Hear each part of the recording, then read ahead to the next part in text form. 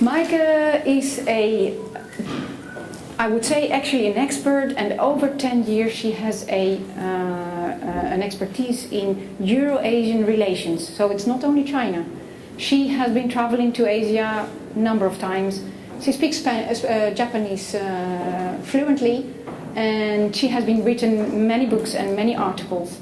And it's really an honor for us to have her, and we will be listening to you, Maaike, and we hope that you will tell us a little bit more about what your view is, or what you have been actually seeing on what European countries, how they are viewing this. Like the minister was saying, that there is a defense. Some of the Western diplomats are a bit wary about what's going on. Should we have a defense mechanism, or should we go out? It's a very complex situation, and we're going to listen to you to hear if you can bring us closer to perhaps a solution. Thank you. Thank you. Thank you so much, Siwarde, and thank you all for being here, for inviting me. I'm very happy, as Siwarde said, I come from a think tank in the Netherlands. So although I have actually quite few things that I would disagree with the Deputy Minister, I will be sketching a slightly different picture perhaps, or I will add a few other things to the discussion. Because I think nobody could disagree with Greece wanting to benefit from that great new Silk Road that China has been unfolding. I think there's just a few different ways that we have to also, concerns that we should also be looking at.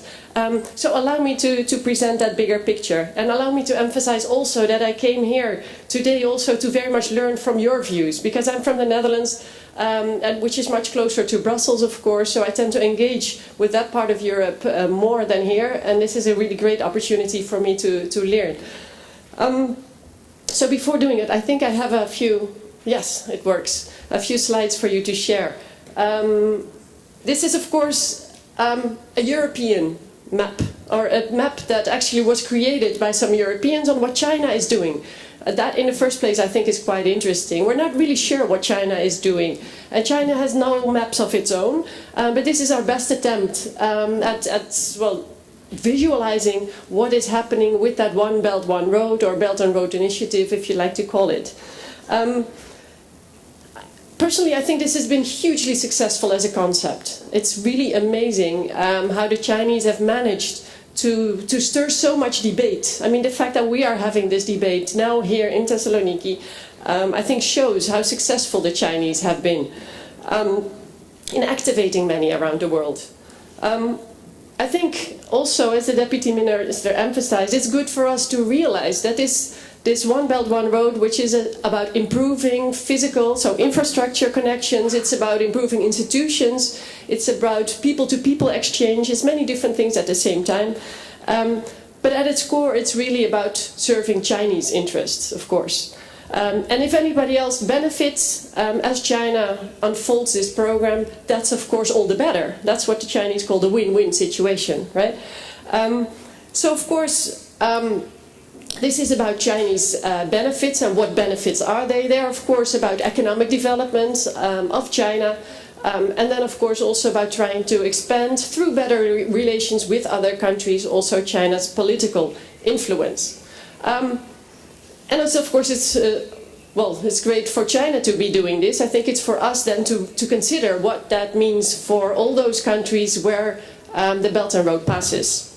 And of course, if we look at this region, this part of Europe, then we see that the Western Balkans play a very important role in China's strategy. I'm glad you call it a strategy. Actually, until recently, the Chinese did not want to call this a strategy themselves. So, but if the translator was right, you also agreed that this was a strategy. I think that's quite a key point. And it's going, of course, in this region mainly with Greece and Serbia as two key countries, transit countries. So it's in that sense a focus on the Balkans, I would still say, rather than on the Black Sea region. But maybe our next speaker will present a very different picture of that. So of course this is not the first time that China is that this is that this sort of initiative is being unfolded. Actually, it's the new Silk Road, so this is reviving the ancient Silk Road, and this is of course very Chinese because it's a lot of Chinese money that is pouring in. I think that's what makes it distinctly Chinese, and that's also what how it can be so hugely beneficial to everybody participating in this, but how it can also serve perhaps to raise a few concerns on the way the money is spent. And that's perhaps what I would like to use my next slide for. Because of course all the big words and the big hopes for how we in Europe, also different countries in Europe, and of course not just in Europe but along the Belt and Road, how they will benefit, that is of course also different ways of looking at it. So let me share with you, I think, some of the few key points that you could look at from two different perspectives. And I think both of them go, because again, I cannot emphasize enough, we should all welcome this Chinese investment as long as it fulfills certain conditions and certain criteria. So that's really the point that I'm making here. Yes, it will provide new opportunities for the European private sector, and it will provide new opportunities for growth also in this part of Europe. But let us not forget that it is Chinese money that is spent mostly through Chinese companies. So in that sense, I think it's the spillover effects on the local economies that are really important to look at. Is it really Chinese workers benefiting, or is it local Greek people, Serbian people, Kazakh people that are benefiting here? The supplies that are being used, are they also local content, or are they primarily imported from China? From what we see now, it's quite a bit of that coming from China. So the spillover effects tend to be slightly less than perhaps some are hoping.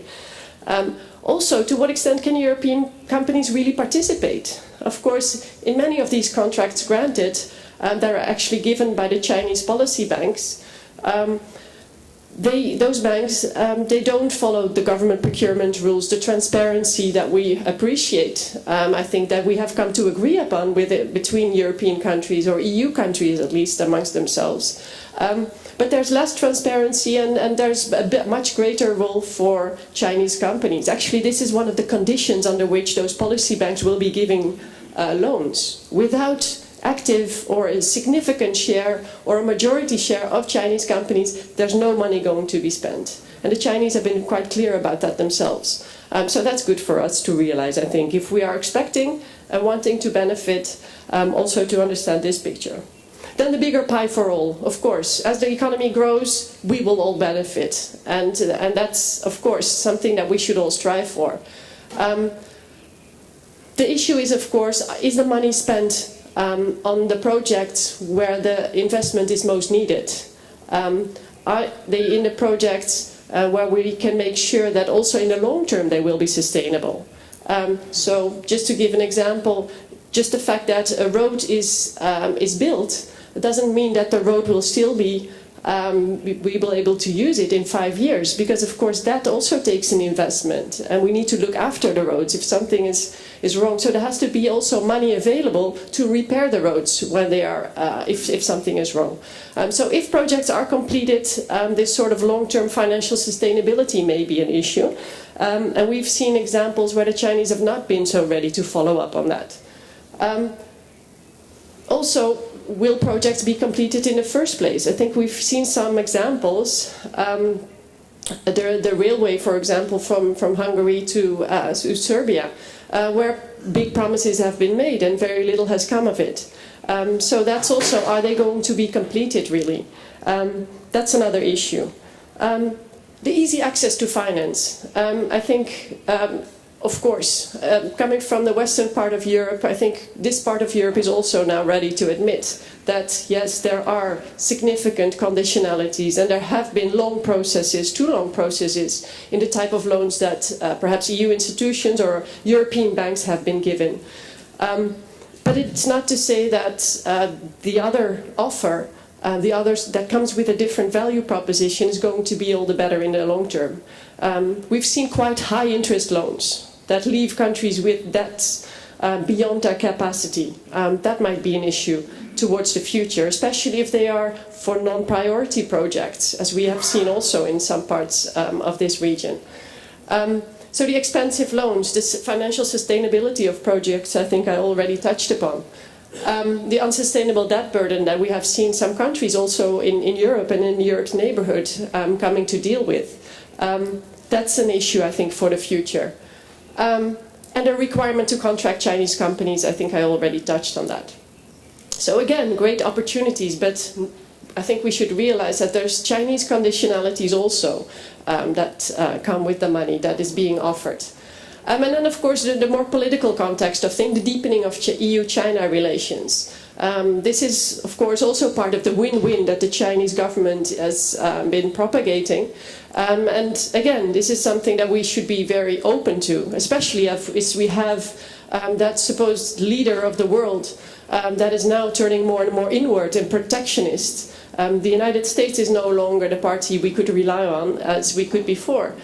So we might well want to be looking at for other new partners and deepen relations with them. But as we do, of course, we have to be careful because there's some, I think, some ideas and some norms and values that we agreed between European member states for a longer period of time too. And now sometimes they may be at risk because of Chinese political influence that is growing with Chinese investments, especially if they're big relative to the size of the economy. Because indeed, in Greece, maybe the size of the investments from China is not that big yet, but I think we have to look at sort of the bigger picture, the size of investments compared to the size of the economy, and of course then also the two-way street. To what extent is the Chinese investment that is incoming also going elsewhere? That's the bigger picture, I think, that we have to keep in mind. So that's a few things that I would like to raise for discussion. Again, I'm very much interested to hear your views on later. I would like me also to use this opportunity then to show that it's not just about Chinese activism in this region. What we sometimes seem to forget is that the European Union itself has been very active in this field.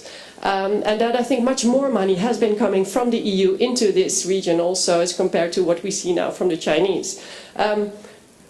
I think we sometimes tend to forget that. I think this clearly illustrates this, the huge project, the Trans-European Network, especially the one on transport, this one, is a jointly agreed framework. So this is really the priority projects that have been agreed between the EU member states.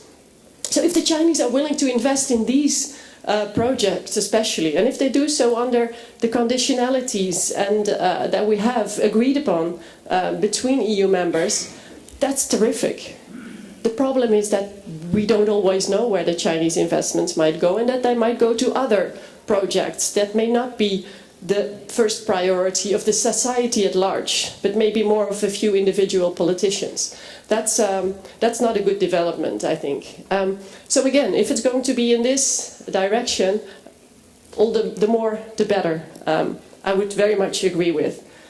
I think I have to rush this a bit, but of course, very happy to explain in more detail later on. So this is just listing a few of the European funds. Be interested to know to what extent, of course, all of you are familiar with them. And I realize that some of you are also from the local development banks or the regional development banks, so perhaps that should also have been on this list. So there's this and there's more coming from within Europe, next to what China is doing. And then there's just a slide to illustrate the complexity of the relations between countries in this region and their relations with Europe and their relations with China. And this is sort of what some would call the noodle bowl in the European version. Sometimes in Asia we hear the noodle bowl of free trade agreements, where they're also very much mixed up, and that complicates business for any multinational company that is wanting to benefit from those trade agreements. I think this is sort of showing a similar picture of how the different relationships of all these countries with each other and with the EU on the one hand and with China on the other hand is complicating things. Of course, I'm not telling anything new when I say that in Brussels and some EU member states, some governments have not been so pleased with the 16+1 format, because that has been bringing together a group of EU member countries and non-EU member countries talking to China. So of course everybody's welcome to China. And sub-regional groupings are also more than welcome to talk to China. But the fact that this is integrating EU and non-EU member states is complicating things. Because of course, if you speak about Chinese investments in Europe, if they go to EU member states, it's a very different thing than if they would go to non-EU member states. Because EU member states are bound by EU law and legislation. So when there's Chinese investments, they would have to adhere to the EU acquis, as it's called. Whereas if the investments go to a EU candidate country, things are not that clear. Of course, the EU would hope that also EU candidate countries or potential candidate countries or neighbourship or Eastern Partnership countries would also adhere to this sort of ideas, at least behind it, and then ideally also to the same regulation. But there's of course no way of enforcing this in the non-EU member states. But this is one of the reasons why it is so complicated if these groups come together and speak to China. But again, I think it's important to emphasize that of course every country in Europe, also in the northern part of Europe, western part of Europe and eastern part of Europe, southern part of Europe, everybody's having bilateral relations with China, and that's all fine, of course. Perhaps a final slide to tell you a little bit about what I find one of the most interesting or promising, although at the same time distressing initiatives that the EU has in talking to China about what we are discussing here today. And this is the connectivity platform. For those of you that have maybe not heard of it, the connectivity platform was established in 2015 as a way of addressing some of the concerns that I just discussed. So addressing some of the concerns that Chinese investments in Europe might not go into the priority projects that the EU and member states have agreed upon and between themselves. So this is in a way also talking to China as a way of inviting the country to focus on exactly those projects, so that the EU would have less to worry about in a sense. Because if the EU would, if China, like other investors, would focus on these agreed priority projects, and if we would have a transparency in terms of what the Chinese have to offer financially and where they are going to put their money, and what contractors may actually do a bid on us for a certain project, then again, the more Chinese investment, the better. But because this has not really always been the case, there was a need, or the EU and China both, but the EU probably a little bit more, felt the need to discuss these sorts of issues. And it's interesting to see how this has been moving and how this has also been a very slow process. If I speak to some of the people from Brussels, they're not always pleased with the transparency provided by the Chinese. And of course we also have to say that, well, there's some EU internal work to do here, because ideally you would of course also want the member states to share this type of information about projects and contracts, and even that is not always happening. So this is, I think, really an important platform to keep the conversation going at a very practical level, because there can be grand discussions about what the Belt and Road Initiative is, what China's intentions might be. Well, that's not put on paper, so to some extent that's all guessing. But this is really talking about some of the projects that are really happening, or that may be on the agenda. And then to speak about those types of things, maybe our best chance of merging sort of the Chinese opportunity or desire to develop its own economy through the Belt and Road Initiative, and then to make sure then also that this is done in a way that is also well, for the sustainable and for the long-term future of the countries that are participating in this road. I think I should stop there. Hope I haven't been speaking for too long. Yeah, if you thank you. Want to finish there is time. So, and I think it's fascinating what you're telling. So there is time. So if you want to, I leave it up to you. There is still 2-3 minutes. So. Okay. Well, if we can use that for questions, then I will be happy to elaborate on any of this. But I would really like to make sure that this is a two-way street. We have so to say. actually the questions for the end, but I wouldn't mind to give first maybe the Deputy Minister an opportunity to ask you a question. At this point in time, would you like, Minister, to ask a question to Dr. Maaike? Maybe I need a...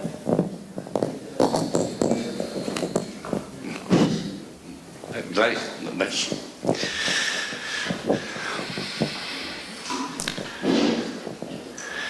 Προφανώς είναι πάρα πολύ ενδιαφέροντα το όσα ακούσαμε και η πλατφόρμα διασύνδεσης και τα θέματα χρηματοδότησης και αειφορίας των έργων.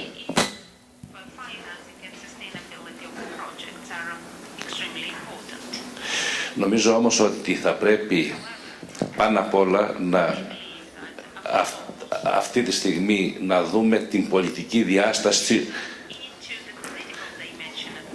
του θέματος που πρέπει να αντιμετωπίσουμε. Και να δούμε, όπως είπα και πριν, ότι υπήρξε μία διαφορετική οπτική όσο οι ευρωπαϊκές χώρες και οι οικονομίες πηγαίναν προς Ανατολάς και αξιοποιούσαν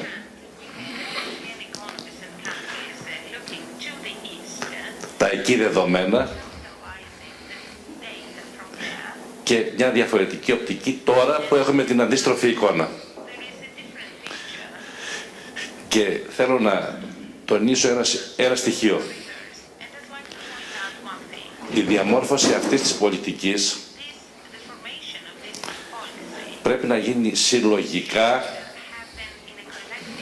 από τις ευρωπαϊκές χώρες.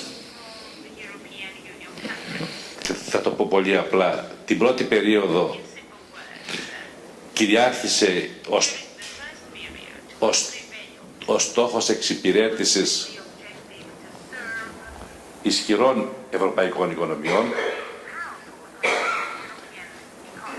Δεν πρέπει να γίνει το ίδιο και τώρα. Για παράδειγμα, η Ελλάδα είναι μια χώρα που επηρεάζεται πάρα πολύ από τις εξελίξεις στα Βαλκάνια. Δεν μπορεί να είναι έξω από την πρωτοβουλία για τα Δυτικά Βαλκάνια.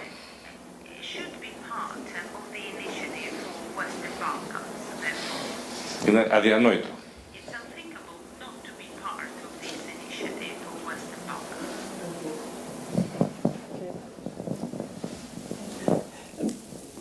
If I understand you correctly, but the Western Balkan 6, isn't Greece an observer to that today? Η Ελλάδα έχει ζητήσει να μετέχει στην πρωτοβουλία και αυτό δεν έχει γίνει αποδεκτό. Okay, then I did not have that up-to-date information. But of course, that's a very good point to make, because this is what is happening in Piraeus will be going then onto the Western Balkans. So it would only be, yes, a fair thing to ask on the part of Greece. What I think is important to point out here is that I think better late than never, if you will. Probably also the EU now realizes that it has to change course, that it has not done all policies that serve this region well, and specifically Greece. So the strict austerity measures and the forced privatization has of course not produced the growth that was expected. So now there's quite a bit of rethinking, it seems to me, on the part of the EU. So we have the European Investment Plan, we have the European Investment Bank that is sort of getting a new mandate to act in different areas. And there's different ways, I think, by which the EU is trying to get more funds available also to, of course, not to compete with what the Chinese are doing here, what they are offering here, but at least to offer something better in parallel. because the hearts and minds may have been going to Greece in this region for, well, at least partly understandable reasons. And I hope at least from what I see, the realization of that is coming in Brussels. But of course, these policies take time.